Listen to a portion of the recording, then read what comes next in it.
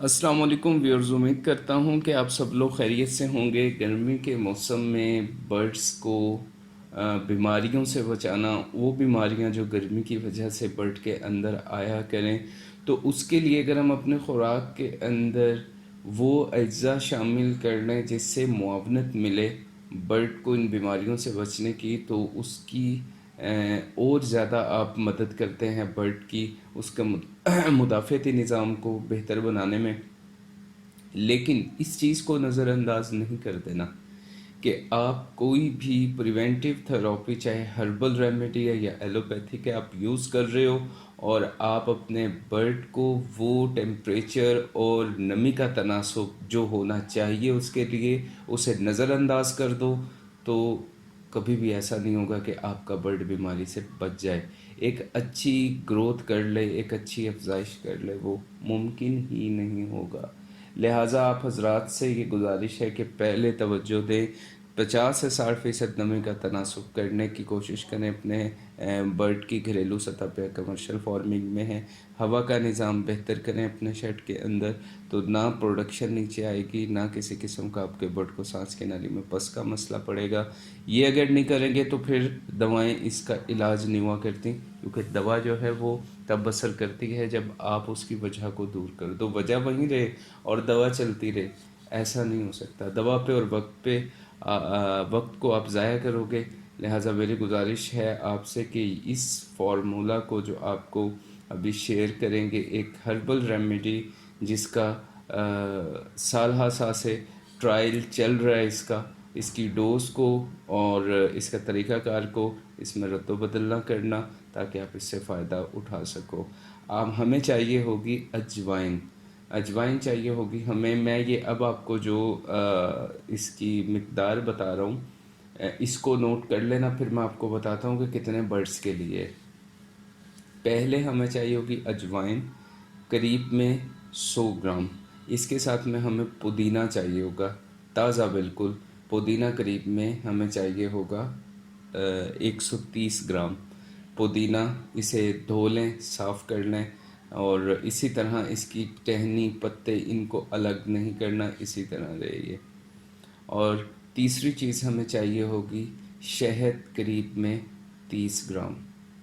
اور ایک اور چیز اس میں ہم ایڈ کریں گے، وہ تیار کرنے کے بعد اینڈ میں ہے، وہ میں آپ کو بتا دوں گا۔ اب کرنا یہ آپ نے اس کو ان ساری چیزوں کو جو آپ کو طریقہ کار بتایا، اس کو آپ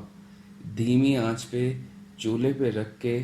پکنے دیں۔ اس میں سٹیم پروڈیوس ہوگا، اور آنچ اتنی آپ نے کم رکھنی ہے کہ اس میں ابال نہیں آئے،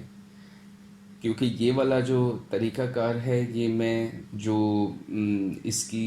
ریمیڈیز بنا رہے ہیں ان سے باقاعدہ طور پہ اس کا وہ طریقہ جس پہ اس دوا کا فائدہ ہو آپ سے شیئر کر رہا ہوں۔ اپنی من مرضی اس میں نہ کیجیے گا، تاکہ کیونکہ ظاہر سی بات ہے جو بناتے ہیں یہ دوائیں، وہ اس کا سارا ایک میکینزم ہوتا ہے، اسے سامنے رکھ کے بناتے ہیں۔ اب ہم نے دھیمی آنچ پہ اس کو بنانا ہے، اور جب پکانے لگیں اس کو یا پتیلی میں رکھیں تو ہم نے قریب میں اس میں 2 لیٹر پانی رکھنا ہے، اور سٹیم کے ذریعے سے وہ 1 لیٹر پہ آ جائے تو آپ چولہا بند کر دیں، پانی کو ٹھنڈے ہونے کا انتظار کریں۔ اب پانی کو آپ چھان لیں، چھاننے کے بعد آپ نے پودینہ اور اجوائن جو پکتے ہوئے آپ نے برتن میں ڈالا تھا، اس میں آپ شہد کو مکس کر لیں، 30 گرام شہد کو آپ مکس کر لیں۔ یہ مکس کرنے کے بعد اب آپ کو چاہیے ہوگا سانس کی نالی میں اگر پس پڑ چکی ہے تو پھر تو آپ کو چاہیے ہوگا اس کے ساتھ میں امونیم کلورائڈ۔ امونیم کلورائڈ اس وجہ سے چاہیے کہ اس کو نکالے باہر، اس کو پتلا کرے، اس کو یہ کہیں کہ یہ ایسا نہ ہو خدا نہ خواستہ کہ پلگ ہو جائے، تو ہمیں امونیم کلورائڈ کو اس دوا میں مکس نہیں کرنا، اس کو ساتھ میں ہی رکھنا ہے۔ 1 لیٹر قریب آپ کے پاس یہ لیکوڈ بن گیا، اس کو آپ استعمال کروا سکتے ہیں 1 ml پر 1 لیٹر کے حساب میں، اپنے برڈ کو پینے کے پانی میں آپ اس کو دے سکتے ہیں۔ اور 1 ml پر 1 لیٹر کے اعتبار سے آپ اگر اسے بڑھانا چاہیں تو 2 ml/1 لیٹر بھی کر سکتے ہیں. اگر آپ دیکھیں کہ برڈ کو زیادہ کسی مزاحمت کا سامنا ہے موسم کی شدت کا، تو آپ یہ کر سکتے ہیں.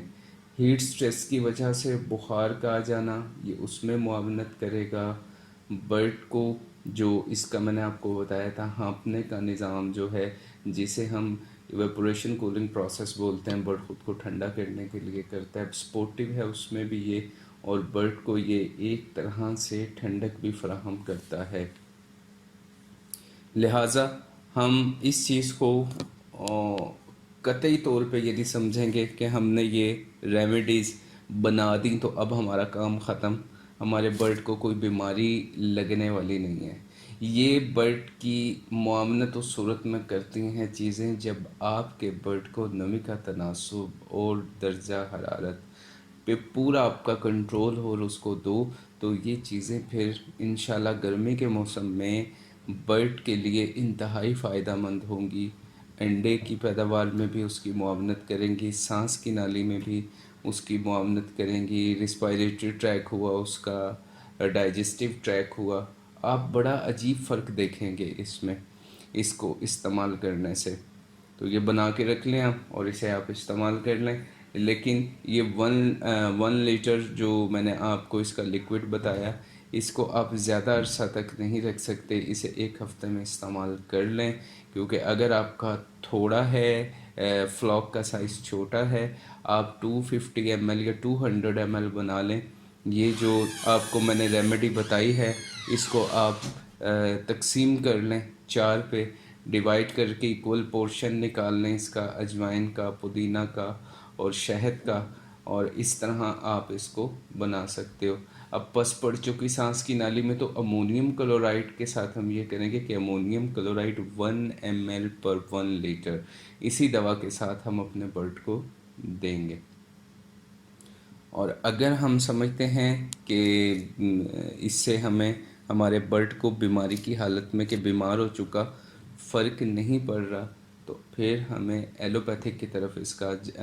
جانا ہوگا، اور ضروری اینٹی بایوٹک پلانا بھی ہوگی، انجیکٹ بھی کرنا ہوگی. لیکن میری آپ لوگوں سے یہی گزارش ہوتی ہے ہر ویڈیو میں کہ ہم اپنے سسٹم کو مضبوط کر کے لوٹ آئیں اینٹی بایوٹک کی طرف سے، لوٹ آئیں ان دواؤں کی طرف سے جس میں وقت اور سرمایہ لگا کے ہم فائدہ کے بجائے نقصان لے رہے ہیں، انسانیت کا بھی نقصان کر رہے ہیں.